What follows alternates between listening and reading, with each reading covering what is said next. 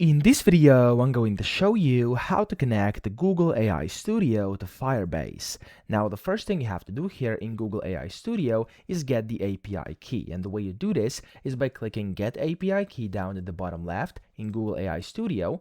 Then you want to click on Create API Key at the top right. And then here you want to name it. I'm just going to name it Firebase API because that's what I'm going to be using it for. And then you have to select your cloud project. You can either import it, create one, or click on the one that exists. I'm going to just use this one for this tutorial, but for you, of course, do according to your own preferences.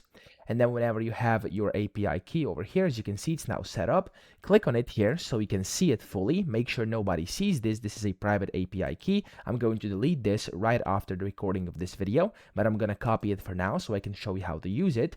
Then you want to go to Firebase Studio when you have this copied, and here you want to select your project essentially. So I'm going to click this calculator project over here. It's going to open up the project, and then the first thing you have to do is switch over to code. So when this loads up, switch to code up top right here, and it's going to basically switch to code from the prototyper.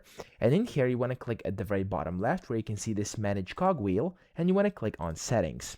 Now inside the settings here, you will have to search for API, so type in API, and here it's going to say IDX AI Gemini API key applies to all profiles. Go ahead and put it in here. So just paste in the API key we had over there, and that's pretty much it. That's all you have to do. You've successfully connected Google AI Studio to Firebase via an API key. So that's it. I hope this video helped you out. If it did, please subscribe to the channel and help me out as well.